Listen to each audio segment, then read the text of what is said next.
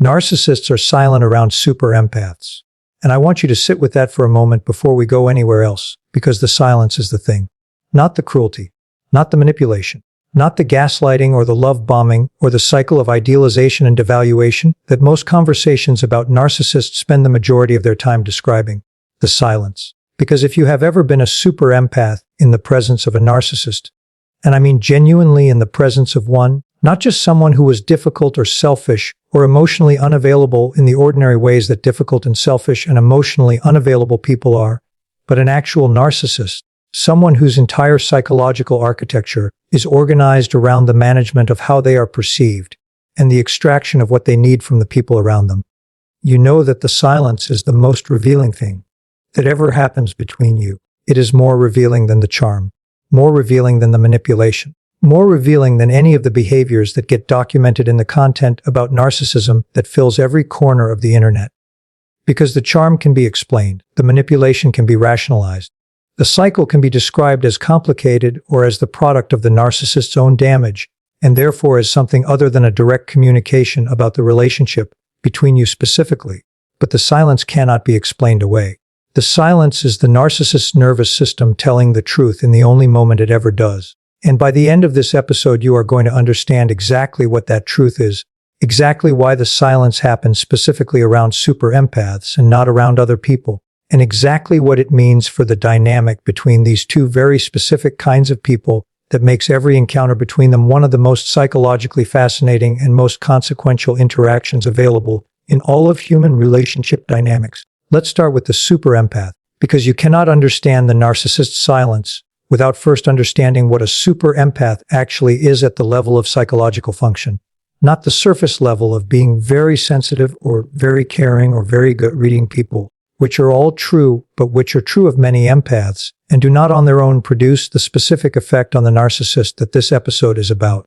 The super empath is someone whose perceptive capacity has reached a specific threshold, a threshold that most empaths approach and many cross partially, but that the super empath has crossed so completely and so consistently that it has become the primary mode through which she experiences reality. That threshold is the ability to perceive not just what someone is presenting, but what they are concealing.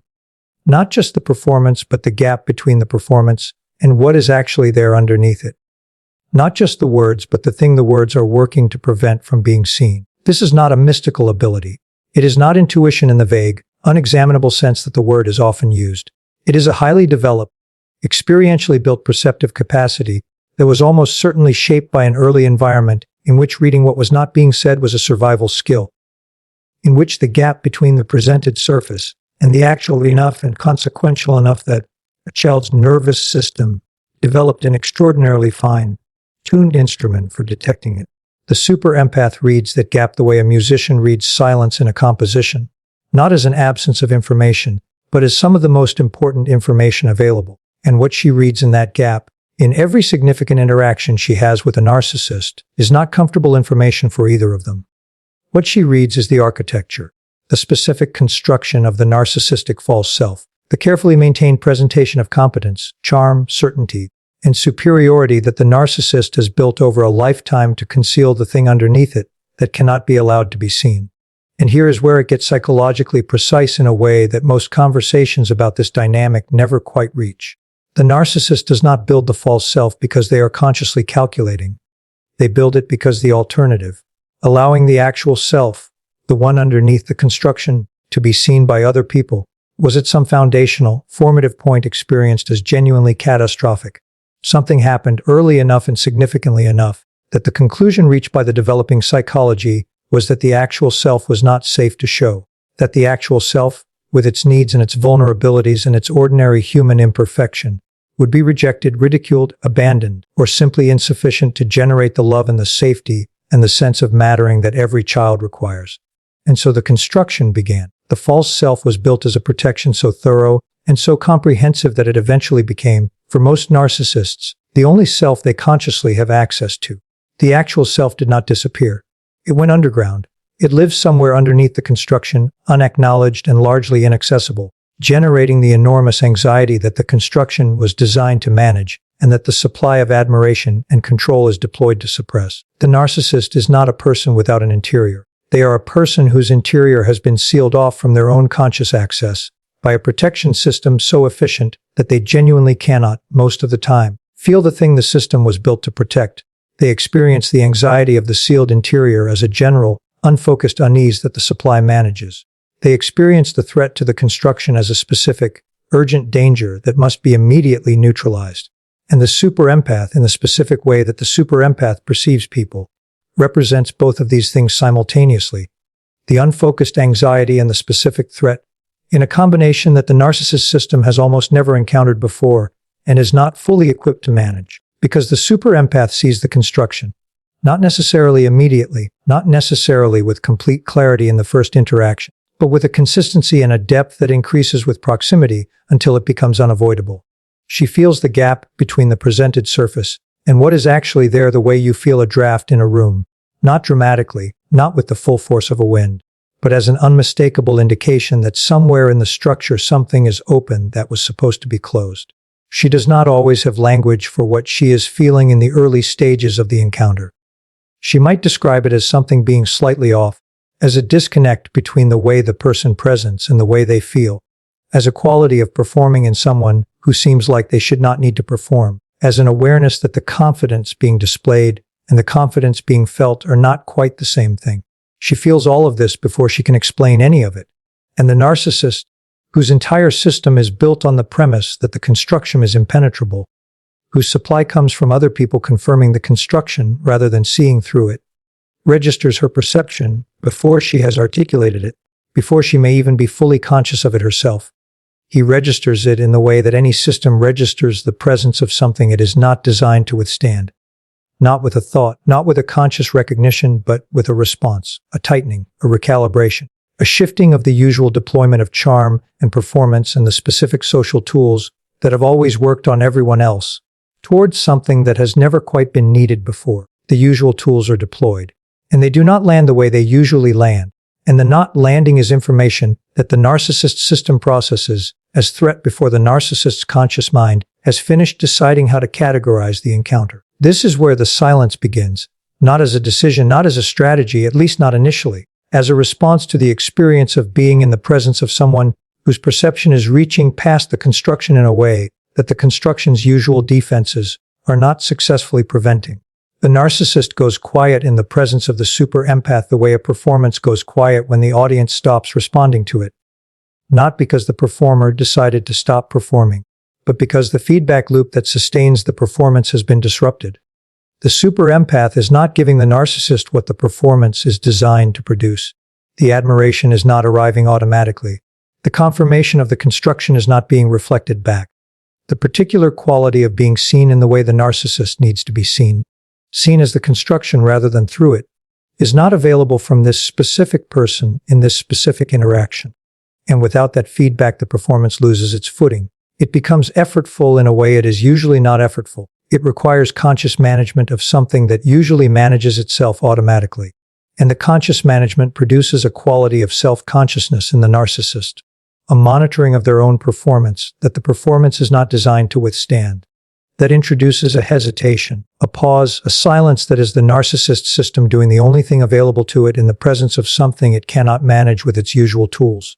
It is recalibrating, recessing, searching for the angle, the approach, the specific deployment of the specific quality of charm that will produce the confirmation it needs from the specific person in front of it.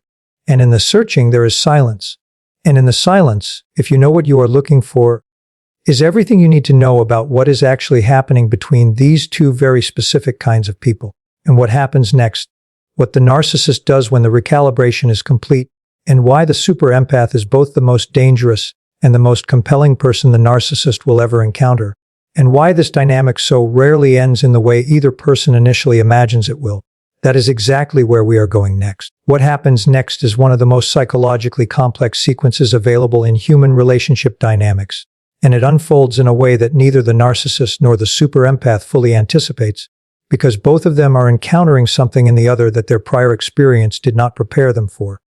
The narcissist, having recalibrated in the silence, does not simply move on to an easier target, which would be the strategically rational response to the discovery that the usual tools are not working, Moving on to an easier target is what the narcissist does when the person in front of them is simply uninterested or incompatible, or not providing supply for reasons that have nothing to do with the specific quality of perception the super empath is bringing to the encounter. With the super empath, it is different. The super empath is not uninterested. The super empath's perception, directed at the narcissist, has a quality of attention that the narcissist has almost never experienced before, because genuine, accurate, non-idealized attention of the quality the super empath brings is extraordinarily rare in the narcissist system. Underneath all of the construction and all of the supply seeking and all of the elaborate architecture of the false self, recognizes it as something it has been searching for without knowing it was searching. The actual self, the sealed, unacknowledged, largely inaccessible self underneath the construction, responds to the super empath's perception in a way that bypasses the construction's defenses entirely. Because the actual self has been waiting, for as long as the construction has been operating, for someone who could see through it. Not to destroy it. To confirm that what is underneath it is real. That the person underneath the performance is someone worth knowing. That the wound that made the construction necessary is not the whole story of what is there. This is the specific, devastating paradox at the center of the narcissist and super empath dynamic. The super empath's perception is simultaneously the greatest threat the narcissist's construction has ever faced and the closest thing to what the actual self underneath the construction has ever wanted. The construction needs to repel the perception because accurate perception of the construction is the one thing that can destabilize it. The actual self needs to be met by the perception because being genuinely seen is the one thing that could, in theory, begin to reduce the anxiety that the construction was built to manage. These two needs are in direct, irresolvable conflict. And the narcissist, without the self-awareness to identify the conflict consciously or the psychological tools to navigate it constructively, cycles between the two impulses in a way that produces the most characteristic and most confusing feature of this specific dynamic. The push and pull that the super empath experiences as the narcissist moving toward her with an intensity and a vulnerability that feels genuine, and then retreating behind the construction with an abruptness that feels like whiplash. Both movements are genuine. The movement toward her is the actual self responding to the experience of being seen. The movement away is the construction reasserting its dominance when the experience of being seen becomes too threatening to the system built to prevent exactly that. The super empath, who feels both movements with complete accuracy, experiences the combination as one of the most disorienting relational dynamics she has ever been inside, because she can feel that both are real, can feel the actual self underneath the construction reaching toward her even as the construction deploys its tools to push her away, and the simultaneous reality of both creates a pull that her perceptive capacity makes almost impossible to simply dismiss. Now here is where the super empath's specific vulnerability in this dynamic becomes important to understand clearly, because the super empath is not invulnerable simply because she can see through the construction. Seeing clearly is not the same as being unaffected by what you see clearly, and what the super empath sees in this dynamic, the actual self underneath the construction, wounded and real and reaching toward her in the moments when the construction's grip loosens, activates exactly the quality that makes her a super empath in the first place. The deep, genuine, specifically directed compassion for the person underneath the performance. The ability to love what is real in someone even when what is real is buried under layers of defense and damage, and the elaborate protection system of the false self. The particular pull toward the wound underneath the armor that empaths feel generally and super empaths feel with a specificity and an intensity that is unlike anything else in their emotional experience. She sees him. All the way down, past everything the construction is working to prevent her from seeing, to the actual person the construction was built to protect. And seeing that person, really seeing him with the full force of the perceptive capacity that makes her who she is, she responds to him. Not to the construction, not to the performance, to the actual self, with the quality of care and attention and genuine presence that the actual self has been, in some sense, waiting for its entire existence. And the tragedy of this dynamic, the specific tragedy that makes it one of the most painful and most difficult to leave of any relational dynamic available to a deeply feeling person, is that the actual self cannot receive what the super empath is offering.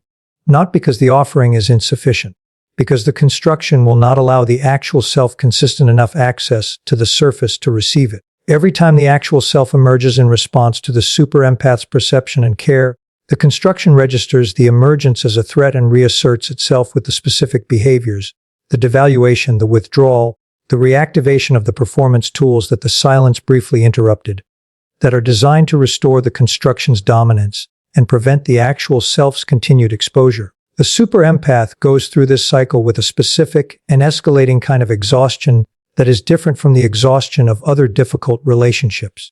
It is not the exhaustion of giving too much and receiving too little, though that is also present.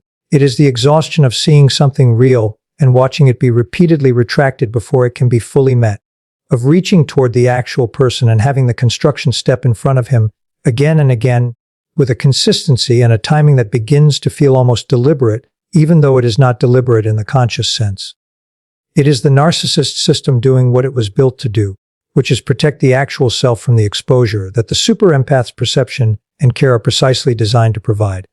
And this exhaustion, specific and accumulative, is the thing that the super empath has to eventually make a decision about. Not a decision about whether the actual self underneath the construction is real. It is real, and her perception of it is accurate, and the compassion she feels toward it is genuine and appropriate to what is actually there.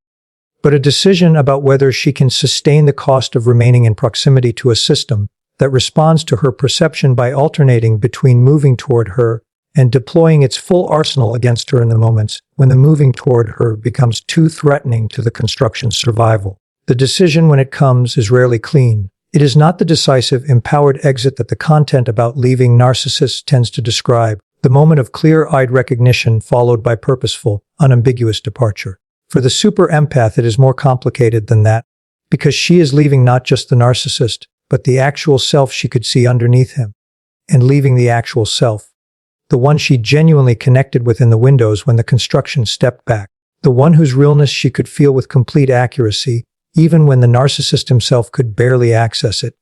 Leaving that person is a specific grief that most people who have not been inside this dynamic cannot fully understand. She is not grieving a fantasy. She is grieving something that was genuinely there, genuinely reached toward her, genuinely offered something in those windows that was unlike what she had encountered anywhere else. Precisely because the actual self of a person who has been behind a construction for long enough has a quality accumulated. Long in that, when it briefly surfaces, is one of the most powerful things a perceptive person can be in the presence of. She felt that. It was real. And it was also insufficient, was also too defended, was also too thoroughly controlled by a system that was never going to allow it consistent enough access to the surface to build something that could sustain the cost of the dynamic. And holding both of those things simultaneously, the reality of what was there and the insufficiency of what was available, is the specific emotional complexity that the super empath has to metabolize on the way out of this dynamic, not choose between them. Hold both, grieve both. Let the grief be as specific as what generated it, rather than simplifying it into either. Was a narcissist and none of it was real. Or, the connection was real, so maybe if I stay long enough it will finally be enough to bring him through. Neither of those stories is accurate.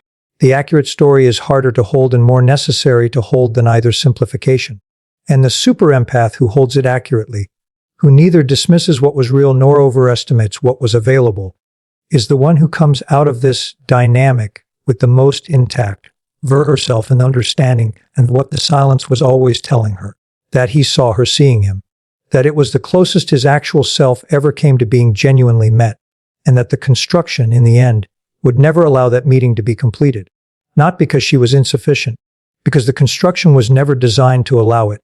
And understanding that, really understanding it, in the body and not just the mind, is the beginning of the only ending that does not require her to have been wrong about what she saw. She was not wrong. She saw exactly what was there, and what was there was not enough to stay for. Those two things are both true. And they always were,